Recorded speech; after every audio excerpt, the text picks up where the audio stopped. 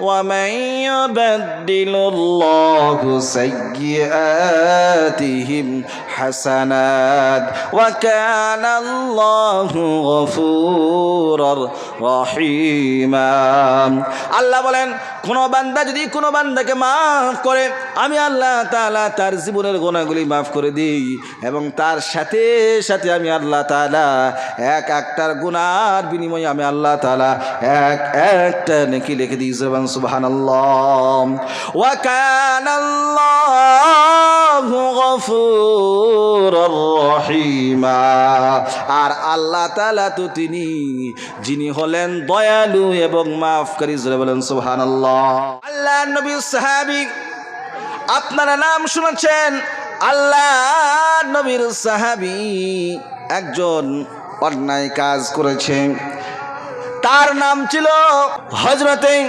সালেবা রাদিয়াল্লাহু তাআলা আনহু হযরতে সালেবা রাদিয়াল্লাহু তাআলা আনহু একজন আনসারী সাহাবা ছিলেন হযরতে সালেবা রাদিয়াল্লাহু তাআলা আনহু এবং তার একজন নিকটস্থ বন্ধু তিনিও একজন সাহাবা ছিলেন তার নাম হলো হযরতে যায়েদ বিন আব্দুর রহমান রাদিয়াল্লাহু তাআলা আনহু হযরতে সালেবা এবং সাদ বিন আব্দুর রহমান রাদিয়াল্লাহু তাআলা আনহু আপুসির মধ্যে খুব মিল মহব্বত ছিল ভালোবাসা ছিল এই দুজনের মধ্যে ভ্রাতৃত্ব বন্ধন ছিল এমন সময় আল্লাহর নবী একদিন হঠাৎ করে তিনি আওয়াজ দিলেন বললেন ওগো আমার সাহাবারা যুদ্ধের ময়দানে যেতে হবে যুদ্ধ করার জন্য তোমরা প্রস্তুতি হও আল্লাহর নবীর সাহাবারা সকলেই আল্লাহর নবী যখন কোনো কথা বলতেন কোনো কথা বলা মাত্রই সাহাবারা বলতেন ইয়া রাসূলুল্লাহ লাব্বাইক ওয়া সাদাইক আল্লাহর নবীর প্রত্যেকটা সাহাবা তারা এতটাই অনুসরণ করতেন এতটাই অনুকরণ করতেন আল্লাহ রসুল যখন কোনো প্রশ্ন করতেন সাহাবারা তখন বলতেন আল্লাহ রসুল এবং আল্লাহ ভালো জানেন বলেন সুবহানাল্লাহ তাদের এই গুণ ছিল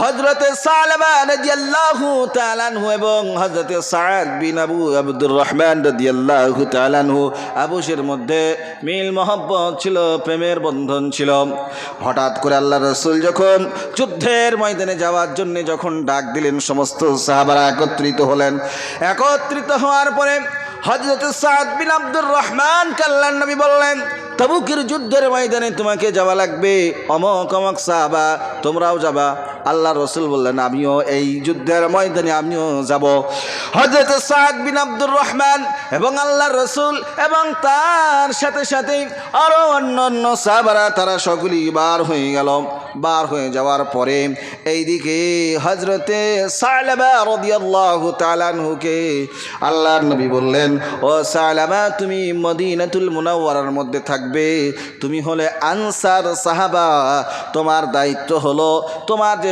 সমস্ত পরিচয় পরিচিতি মানুষ যারা রয়েছে যে সমস্ত এলাকা ভিত্তিক মহিলারা রয়েছে তাদের যা কিছু প্রয়োজন তাদের বাড়ির জন্য যখন যেটা দরকার সেটা তুমি পরিপূর্ণভাবে দায়িত্ব নিয়ে সেগুলোকে পালন করবে আল্লাহ রসুলের সাহাবা হযরতে সালেবা বললেন ইয়া রাসূলুল্লাহ ইয়া হাবিবাল্লাহ অবশ্যই অবশ্যই আমি পালন করব আপনি কোন রকমের কোনো ফিকির করবেন না কোনো চিন্তা করবেন না হযরতে সালেবাকে আল্লাহ রসুল দায়িত্ব দিয়ে তিনি চলে গেলেন তাবুকের যুদ্ধে সাহাবায়ে কেরাম রিজওয়ানুল্লাহি তাআলা আলাইহিম আজমাইন তারাও চলে গেল যুদ্ধের ময়দানে হযরতে সালেবা তিনি যখন মদিনার প্রান্তরে রয়েছেন এই মদিনার মধ্যে থাকা অবস্থায় তিনি প্রতিদিন যার যেটা প্রয়োজন সেটা প্রয়োজনগুলি মিটিয়ে দিয়ে আসেন এবং হযরতে সাদ বিন আব্দুর রহমান রাদিয়াল্লাহু তাআলা আনহু তার বাড়িতেও যায় তার বাড়িতে যাওয়ার পরে সেইখানেও তিনি তার দায়িত্ব সেগুলোকেও তিনি পালন করেন এরকম পালন করতে করতে কয়েকদিন পার হয়ে গিয়েছে হঠাৎ করে একদিন হযরতে সালেবা করেছেন কি হযরতে সাদের বাড়িতে গিয়েছেন সাদের বাড়িতে যাওয়ার পরে শয়তান জানে কিরকম ভাবে মনের মধ্যে প্ররোচনা দিয়ে দিল। আচ্ছা বলেন, শয়তান আপনার আমার বন্ধু না দুশ্মন? আরে জোরে বলেন, শয়তান বন্ধু না আপনার আমার দুশ্মন? শয়তান হলো আমাদের দুশ্মন। আল্লাহ সে কথাও কোরআনের মধ্যে বলেন, ইন্নাশ শাইতানা লিল ইনসানি আদুউম মুবিন। আল্লাহু আকবার। আল্লাহ বলেন, নিশ্চয় শয়তান হলো তোমাদের প্রকাশ্য দুশ্মন। শয়তান তোমাদেরকে বিভিন্ন রকমভাবে তোমাদেরকে প্ররোচনা দিবে, বিভিন্ন রকমভাবে তোমাদেরকে ফুসলাবে, দিয়ে তোমাদেরকে এই কাজ করিয়ে নেবে, কিন্তু সে তার দায়িত্বের মধ্যে সেটাকে নেবে না। হযরতে সাআদের বাড়িতে গিয়েছেন। হযরতে সাআদের বাড়িতে যাওয়ার পরে তার একটি চরম সুন্দরী রূপবতী গুণবতী তার স্ত্রী ছিল বাড়িতে। শয়তান তাকে প্ররোচনা দিয়েছেন যে তুই একবার কাজ কর, ওই সাআদের বাড়িতে যা, আর তার সঙ্গে ওর যে স্ত্রী আছে ওর স্ত্রীর সঙ্গে একটা খারাপ কর্মের মধ্যে জড়ে যা। এরকমভাবে যখন শয়তান কুমন্ত্রণা দিয়েছে, এরকমভাবে শয়তান যখন তাকে এরকমভাবে ফুসলিয়েছে, সে করেছে কি, হযরতে সাদের বাড়িতে গিয়েছে। সাদের বাড়িতে যাওয়ার পরে পর্দা ছিল, পর্দা সব কিছু সরিয়ে দিয়ে হযরতে সাদের স্ত্রীর কেবলমাত্র হাতটা ধরেছে। হাতটা ধরার পরে অমনি সঙ্গে সঙ্গে ওই মহিলা আল্লাহ ওয়ালি দিনদার ছিল, সে তখন বলে উঠল, ওগো সালাবা, তুমি তোমার ভাইয়ের আমানতের খেয়ানত করছো, তুমি আল্লাহকে ভয় করো। তুমি কাকে ভয় করো? আল্লাহকে ভয় করো। ইত্তাকুল্লাহ, আল্লাহকে ভয় করো। অমনি এই কথা যেমন ওই মহিলা বলেছেন, ওই সাবিয়া বলেছেন, বলা মাত্রই তার অন্তরটা থরথর করে কম্পন শুরু হয়ে গেছে। যখন অন্তরের ভিতরে কম্পন শুরু হয়ে গেছে, অমনি সঙ্গে সঙ্গে আল্লাহ তাবারক ওয়া তাআলা তার মন থেকে স্বতঃস্ফূর্তভাবে আওয়াজ বার করে দিলেন, ও সালাবা, এবার তুই কি করবি? হযরতে সালাবা বললেন, আমি অন্যায় করলাম, আমি জুলুম করলাম, আল্লাহ তুমি আমাকে মাফ করে দাও, আমাকে মাফ করে দাও। সালাবার অন্তরের মধ্যে ভয় শুরু হয়ে গেল।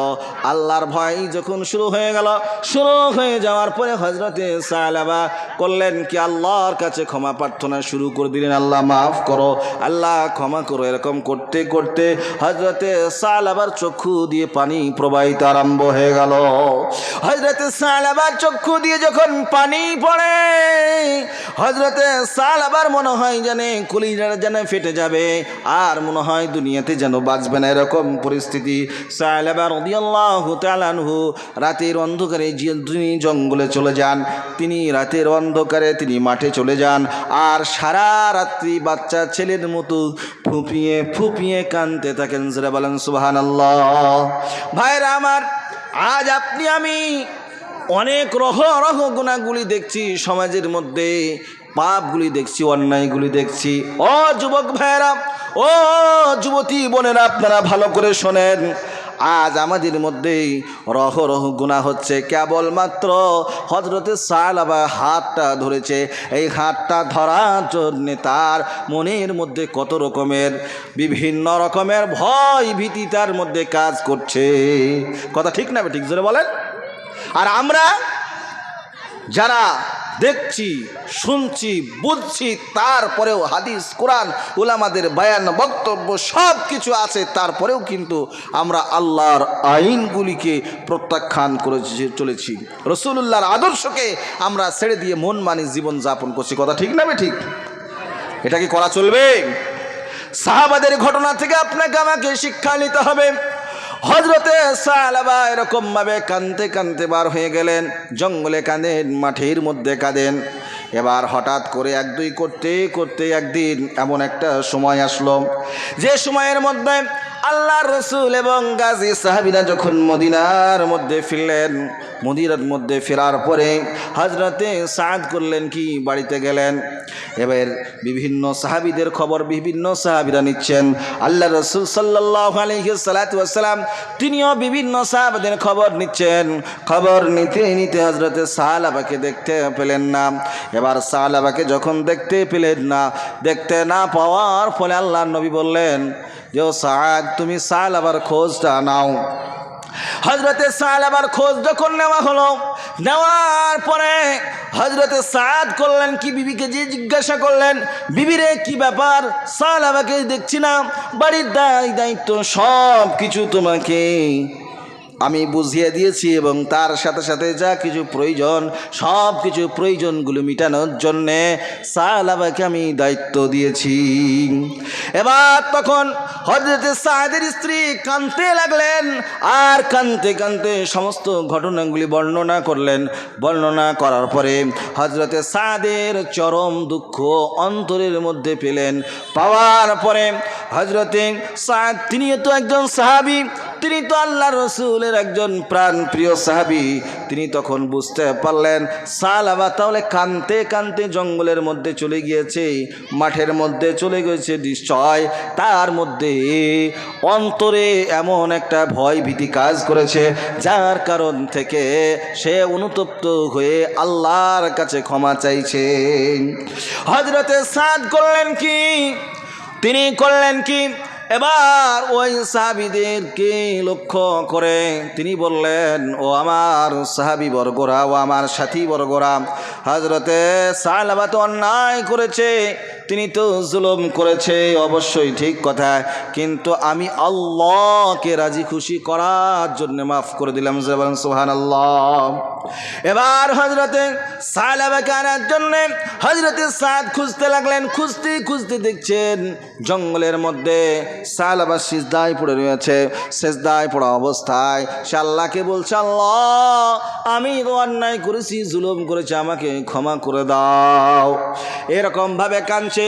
হযরতে সাদ করলেন কি, ওইখানে যে সাহাবাকে ডাকলেন, ও ভাই সাহাবা রে, তুমি চলো আমার সঙ্গে, আমি তোমাকে ক্ষমা করে দিয়েছি, তোমাকে আল্লাহ তাআলাও নিশ্চয় ক্ষমা করে দিবেন। হযরতে সাহাবা তখন বললেন, ও ভাই তোমার তো ক্ষমা তো আমি বুঝতে পারলাম, কিন্তু আমি তো আমানতের খেয়ানত করেছি। ওই বিবিটা শুধু তোমার বিবি নয়, ওটা হলো আমার জন্যে ছিল আমানত, কিন্তু আমি আমানতটাকে মানি নাই। আচ্ছা বলেন, আমাদের সমাজে কি আমানত আছে? আমানত কি জিনিস আর জানেই না। মসজিদের টাকা নিয়েছে আমানত হিসাবে, দেখা যাচ্ছে যে পাটের ব্যবসা করছে, দেখা যাচ্ছে যে গমের সময় গম কিনে বেড়াচ্ছে, এরকম লোক আছে না নাই? কি গো, কিন্তু আমানতটা আমানত বুঝে না। আমানত মানে কি, আপনাকে যে অবস্থায় যেভাবে যেরকম পরিস্থিতি দিবে সেই রকম পরিস্থিতিতেই মালটাকে আপনাকে রাখতে হবে, খরচ করা যাবে না। যদি সেই অনুমতি পাওয়া যায় যে হ্যাঁ খরচ করেন, তাহলে সেটা ভিন্নতা, কিন্তু যেভাবে দেবে সেইভাবেই ফেরত দিতে হবে। এর নাম হলো কি? আরে জোরে বলেন, আমানত। হযরতে সালেবা রাদিয়াল্লাহু তাআলা আনহুকে যখন বললেন, ভাই আমি তোমাকে মাফ করে দিয়েছি, হযরতে সালেবা বললেন যে শোনো, তুমি মাফ করে দিয়েছো ঠিক আছে, কিন্তু আমি আমানতের খেয়ানত করেছি, আল্লাহ পাক আমাকে মাফ করবেন না। তুমি এক কাজ করো, আমার হাতগুলিকে এরকমভাবে বেঁধে দাও গর্দানের সঙ্গে, আর বেঁধে দিয়ে তুমি আমাকে রশি দিয়ে বাঁধো। হযরতে সালেবা রাদিয়াল্লাহু তাআলা আনহু যখন এই কথা বললেন, হযরতে সাদ বললেন, ভাইরে আমি এই কাজ করতে পারবো না। এবার যখন হযরতে সালেবা রাদিয়াল্লাহু তাআলা আনহুর এই কথা বারবার তার কাছ থেকে সাদ শুনতে পেলেন, শুনতে পাওয়ার পরে এবার তখন হযরতে সাদ বাঁধতে বাধ্য হয়ে গেলেন, বাঁধলেন। এবার হযরতে সালেবা হযরতে সাদকে বলেন, সাদ তুমি সর্বপ্রথম আমাকে উমর রাদিয়াল্লাহু তাআলা আনহুর কাছে নিয়ে চলো। হযরতে উমর রাদিয়াল্লাহু তাআলা আনহুর কাছে বেনে হযরতে সাদ নিয়ে গেলেন। নিয়ে যাওয়ার পরে যখন হযরতে উমর রাদিয়াল্লাহু তাআলা আনহুর কাছে গেলেন, যাওয়ার পরে হযরতে উমরকে সমস্ত ঘটনাগুলি সালাবা বললেন। সালাবা বলার পরে হযরতে উমর রাদিয়াল্লাহু তাআলা আনহুর চক্ষুগুলো লাল হয়ে গেল, মনে হচ্ছে চোখ দিয়ে যেন আগুন ঝরছে। হযরত উমর রাদিয়াল্লাহু তাআলা আনহুর আপনার মুখমণ্ডলটা বিবরণ হয়ে গেল, বিভিন্ন রকমের রঙে যেন রঙিন হয়ে গেল, মুখটা লাল পাড়া হয়ে গেল। হযরত উমর যখন এই কথা শুনলেন, শোনার পরে হযরত উমর বললেন, ও সালাবারে তুই এক্ষুনি এখান থেকে বার হয়ে যা, না জানি আল্লাহর পক্ষ থেকে কোন গজব চলে আসে কোনো ঠিক নাই। হযরতে সালাবা রাদিয়াল্লাহু তাআলা আনহুকে ওখান থেকে হযরত উমর তাড়িয়ে দিলেন। এবার হযরতে সালাবা হযরতে সাদকে বলেন, ভাই সাদ রে, তাহলে পরে হযরতে আবু বকরের কাছে চলো। হযরতে আবু বকরের কাছে গেলেন। হযরতে আবু বকরের কাছে যাওয়ার পরে সমস্ত ঘটনাগুলি খুলে বললেন। হযরতে আবু বকর তিনি তো একজন নরম প্রকৃতির সাহাবা ছিলেন। তিনি বললেন, ভাই আমার পক্ষে বলা তো কিছু সম্ভব নয়, তাহলে তোমরা এক কাজ করো, যেহেতু তুমি পাপ করেছো, অন্যায় করেছো, জুলুম করেছো, এই বিষয়ে আমি কিচ্ছু বলতে পারবো না, অন্য কোনো জায়গায় তুমি যেতে পারো।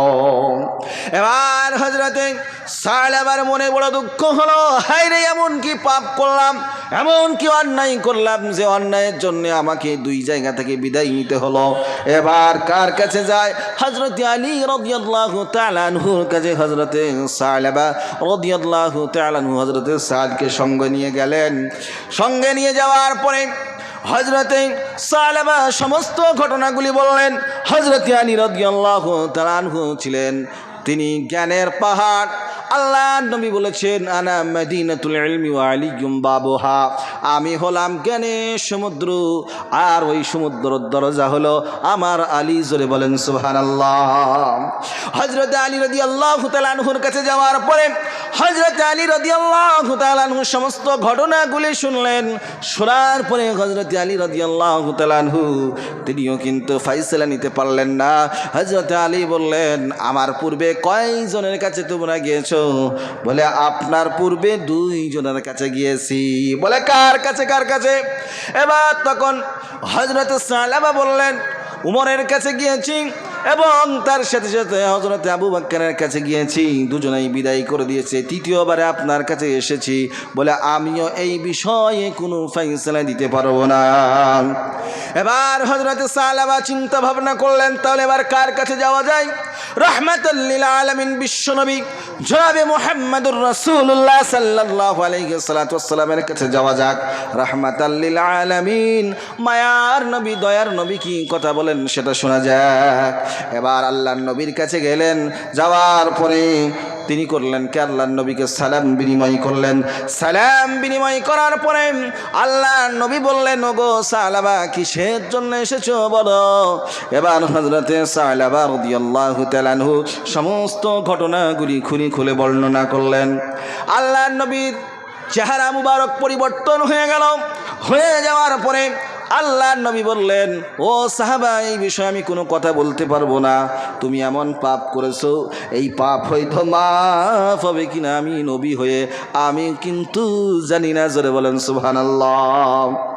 আল্লাহর নবী হযরত সালাবাকে বললেন, সালাবা রে, তুই এখান থেকে বিদায় নিয়ে নে। হযরত সালাবা রাদিয়াল্লাহু তাআলা আনহু এতটাই মর্মাহত হলেন, এতটাই দুঃখিত হলেন, কোন জায়গায় যায় কোন জায়গায় যায়। হযরত সালাবা করলেন কি, হযরত সাদকে ছেড়ে দিয়ে তিনি জঙ্গলের মধ্যে চলে গেলেন। আর রাত দিন তিনি আল্লাহর কাছে কাঁদতেই থাকে। আল্লাহর কাছে যখন কাঁদতেই থাকে, হঠাৎ করে এইদিকে আল্লাহর নবীর কাছে একজন ফেরেশতা আসলেন। আসার পরে আল্লাহ তাবারক ওয়া তাআলা সূরাতুল ইমরানের 135 নম্বর আয়াত নাজিল করলেন। আল্লাহ পাক পারা নম্বর 4 সূরার নাম সূরাতুল ইমরান আয়াত নম্বর 135 এর মধ্যে আল্লাহ তাআলা বললেন ওয়াল্লাযীনা ইযা ফাআলু ফাহিশাতান আও যালামু আনফুসাহুম যাকারুল্লাহা ফাস্তাগফিরু লিযুনুবিহিম ওয়া মান ইয়াগফিরুয যুনুবা ইল্লাল্লাহ ولم يصروا على ما فعلوا وهم يعلمون বলুন আল্লাহু আকবার। আল্লাহ পাক যখন এই ফেরেশতার মাধ্যম দিয়ে আয়াত নাজিল করে দিলেন, নাজিল করে দেওয়ার পরে আল্লাহ তাআলা এই আয়াতের মধ্যে বললেন যখন বান্দা কোনো গুনাহ করে, কোনো পাপ কাজ করে, পাপ কাজ করার পরে নিজের নফসের উপরে তার ধিক্কার আসে আর আল্লাহকে স্মরণ করে, আল্লাহ পাক বলেন আমি তাদের সমস্ত প্রকারের গুনাহগুলি মাফ করে দিই, কেননা ওই বান্দা তার পূর্বের গুনার উপরে সে স্থায়িত্ব নাই, সে অটল নাই, যার জন্যে আমি আল্লাহ তাকে মাফ করে দিই। জোরে বলেন সুবহানাল্লাহ। ভাইরা আমার, আল্লাহ তাআলা যদি তার বান্দাদেরকে মাফ করতে পারেন তাহলে পরে আপনি আমি সকলেই তো আল্লাহর বান্দা, তাহলে আমরা একে অপরকে মাফ করতে পারবো কি পারবো না? জোরে বলেন, আরে বলেন, জোরে বলেন, আমরা মাফ করতে পারবো কি পারবো না? আমরা যদি একে অপরকে ক্ষমা করি আল্লাহ তাআলা আপনার আমার মর্যাদাকে বাড়ায় দিবেন কি দিবেন না? জোরে বলেন, আল্লাহ তাআলা বাড়াবেন। শুধু তাই নয়, আল্লাহ তাআলা বলেন ওয়া মান ইউবাদদিলুল্লাহু সাইয়্যাতিহিম হাসানাত ওয়া কানাল্লাহু গফুরুর রহিমা। আল্লাহ বলেন কোন বান্দা যদি কোনো বান্দাকে মাফ করে আমি আল্লাহ তাআলা তার জীবনের গুনাহগুলি মাফ করে দিই এবং তার সাথে সাথে আমি আল্লাহ তাআলা এক একটার গুনার বিনিময়ে আমি আল্লাহ তাআলা এক একটা নেকি লিখে দিই। সুবহানাল্লাহ। ওয়া কানাল্লাহু গফুরুর রহিমা। আর আল্লাহ তাআলা তো তিনি যিনি হলেন দয়ালু এবং মাফকারী। জোরে বলেন সুবহানাল্লাহ। হযরতে সালেবা রাদিয়াল্লাহু তাআলা আনহু যখন তিনি মাঠের ময়দানে কান্নাকাটি করছেন, এমন অবস্থায় আয়াত নাজিল হয়ে গেল। আল্লাহর রাসূল সাল্লাল্লাহু আলাইহি ওয়াসাল্লাম উপস্থিত সাহাবাদেরকে ডাক দিলেন। ডাক দেওয়ার পরে সর্বপ্রথম আল্লাহর নবী হযরতে আবু বকরকে বললেন ও আবু বকর তুমি দাঁড়ায়া যাও। হযরতে আবু বকর বললেন লাব্বাইক ইয়া সাদাইক ইয়া রাসূলুল্লাহ, আপনার গোলাম এখানে হাজির আছে। এবার তারপরে আল্লাহর নবী হযরতে উমরকে বললেন উমর তুমিও দাঁড়িয়ে যাও।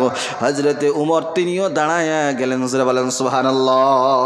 এমত অবস্থায় হযরতে সালমান ফারসি রাদিয়াল্লাহু তাআলা আনহু এবং হযরতে আলী কাররামাল্লাহু ওয়াজহু তিনারা দুজনেই দাঁড়িয়ে গেলেন। দাঁড়িয়ে যাওয়ার পরে আল্লাহর নবীকে বললেন ইয়া রাসূলুল্লাহ, ইয়া হাবিবাল্লাহ, আমাদেরকে অনুমতি দেন, আমরা দুজনেই যাই। এবার আল্লাহর নবী হযরতে আবু বকরকে বললেন, উমরকে বললেন ও আবু বকর উমর তোমরা বসে যাও, সালমান ফারসি এবং আমার আলী ওই সালাবাকে আনার জন্য তারা যাক। হযরতে সালাবা রাদিয়াল্লাহু তাআলা আনহু কারার জন্য হযরতে সালমান ফারসি রাদিয়াল্লাহু তাআলা আনহু হযরতে আলী কাররামাল্লাহু ওয়াজহু বার হয়ে গেলেন মদিনার অলিতে গলিতে খোঁজার জন্য। বিভিন্ন জায়গায় খোঁজাখুঁজি করলেন। খোঁজাখুঁজি করতে করতে তারা ক্লান্ত হয়ে গিয়েছে। শেষ পর্যন্ত তারা কোথায় যাবে? এবার তারা করলো কি, মাঠে ময়দানের মধ্যে তারা নেমে পড়লো। দেখছে কিছু কৃষক যারা কাজ করে মাঠের মধ্যে তারা কাজ করছে। এবার তারা হযরতে সালমানকে এবং হযরতে আলীকে দেখলেন। দেখার পরে হযরতে আলীকে এবং সালমানকে বললেন আপনারা কি খোঁজাখুঁজি করছেন? এরকম কি কোনো মানুষ আছে নাকি যারা জাহান্নাম থেকে পালিয়ে এসে জাহান্নামের ভয়ে কাঁদছেন? এরকম ব্যক্তিকে কি খুঁজছেন? এবার তখন বললেন না রে ভাই, আমরা এমন একজন ব্যক্তিকে খুঁজছি যে ব্যক্তিকে আল্লাহর রাসূল সাল্লাল্লাহু আলাইহি ওয়াসাল্লাম ডাক দিয়েছেন, যাকে আল্লাহর রাসূল তাকে সন্ধান করছেন। বলে কে? বলে একজনের নাম হলো সালাবা, ওই সালাবাকে আমরা খুঁজছি। এবার হযরতে সালমান ফারসি রাদিয়াল্লাহু তাআলা আনহু এবং হযরতে আলী রাদিয়াল্লাহু তাআলা আনহু তখন তিনি যখন এই কথা শুনলেন, শোনার পরে তিনারা যখন এই কথা শুনলেন, শোনার পরে ওই সমস্ত মানুষগুলি তারা আপোষের মধ্যে আলোচনা করলো। আলোচনা করার পরে আপনারা হয়তো সালাবা নাম বলছেন, আমরা তার নামটা জানি না, কিন্তু রাত্রিবেলায় যখন একটু অন্ধকার শুরু হয়, এই আপনার এই গাছের তলে আসে আর সেজদায় লুটিয়ে পড়ে আর আল্লাহকে বলে, আল্লাহ গো, তুমি আমার জীবনের সমস্ত গুনাহগুলি মাফ করে দাও, ক্ষমা করে দাও, এই কথা বলে আর বাচ্চা ছেলের মতো ফুপিয়ে ফুপিয়ে কাঁদতে থাকে। এবার তখন এই কথা যখন শুনলেন, শোনার পরে এবার হজরতে সালাবার জন্য হজরতে সালমান অপেক্ষা করছেন, হজরতে আলী অপেক্ষা করছেন। রাতের অন্ধকার নেমে আসলো, আসার পরে দেখছেন অন্ধকার টাইপের হয়ে গিয়েছে। এমতো অবস্থায় হজরতে সালাবা আসলেন, আসার পরে সেজদায় পড়ে গেলেন, কিন্তু হজরতে সালমান এবং হজরতে আলী কিন্তু দেখেন নাই, আর সেজদায় লুটিয়ে পড়ে দেখছেন কান্না শুরু হয়ে গিয়েছে। যখন কান্না শুরু হয়ে গিয়েছে যে আল্লাহ তুমি আমাকে মাফ করো, আমাকে ক্ষমা করো, তুমি যদি ক্ষমা না করবে কি করব, এরকমভাবে কান্না করে আল্লাহকে বলে, আল্লাহ গো, দুনিয়াতে যত প্রকারের কষ্ট আছে, আযাব আছে, শাস্তি আছে, সব তুমি আমাকে দিয়ে দাও, কিন্তু আমাকে জানে কবরে কোনো রকমের কোনো হিসাব নিও না। এই কথা যখন বলতেছেন আর কাঁদতেছেন, এই সময় হজরতে আলী এবং হজরতে সালমান ফারসি রাদিয়াল্লাহু তাআলা আনহু কল্যাণকে সালাবার কাছে গেলেন। যাওয়ার পরে সালাবাকে সালাম দিলেন। সালাম দেওয়ার পরে সালাবাকে বললেন, ওগো সালাবা, তোমার গুনাহ মাফ হয়ে গিয়েছে। বলে কেমন করে বললে?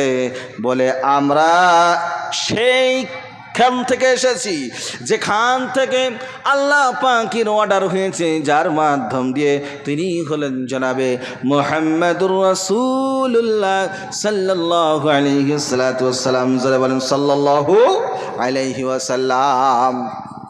এবার হযরতে সালাবা বলেন, আপনারা যখন আল্লাহর নবীর কাছে আসলেন তখন নবীর চেহারাটা কেমন ছিল?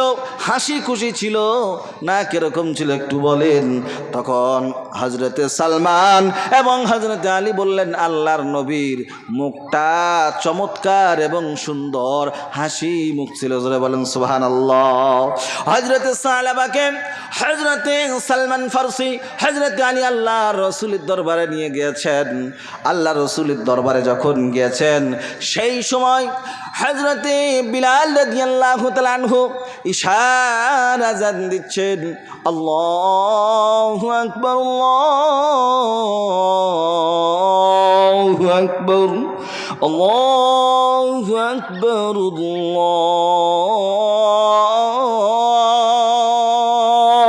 আল্লাহু আকবার।